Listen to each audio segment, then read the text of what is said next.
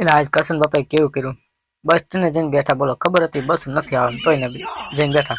પેલા કરશન બાપાને ખબર નહોતી કાલ બસો બધી રોકાઈ જવાની છે, ગામડે ગામડે બસો કાલ મુકામાં નથી, બરોબર?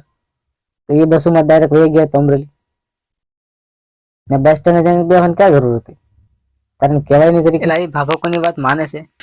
કેટલી મેં એને વાત કરી કે આમ ને બસો નથી આવવાનું. એ વાંધો કરશન બાપા તારી વાત ન માને પાછા. તારી હું કોઈની વાત નથી માનતા. એક જણવાળા માણસ છે, એના મગજમાં એક ફિટ દઈ ગયો એટલે પૂરું.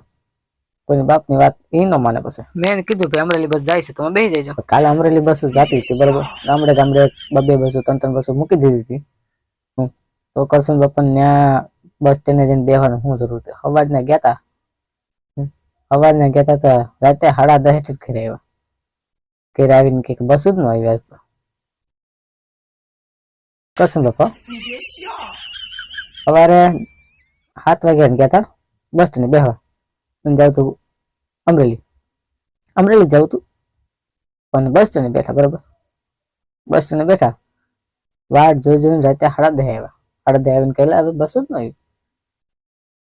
પણ એ નથી ખબર કે બસો અમરેલી જતી હતી, એમાં જ બેસી ગયા તો મફતનું થઈ જાત, બધું ખાવાનું નહીં મળી જાત, એનું કામ થઈ જાત ને અમરેલી ડાયરેક્ટ પાછા ઘરે હતો વી આવત આ ફ્રી પાસમાં.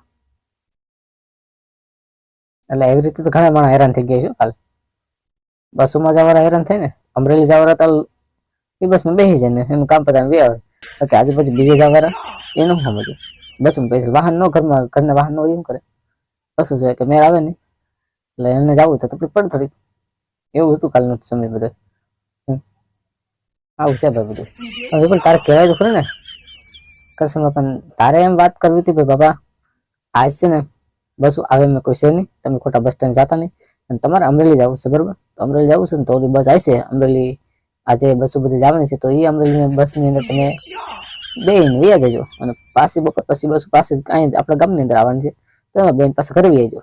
એટલે એકના બે થાય એમ છે, એને બધી વાત બધી રીતે મેં સમજાવ્યા પણ એ સમજા જ નહીં. એટલે એ ન માને કોઈ વાત. કરશન બાપા લખણ ખોટો બસ સ્ટેન્ડ જઈને બેઠો, ખબર છે તો બસ આવે તોય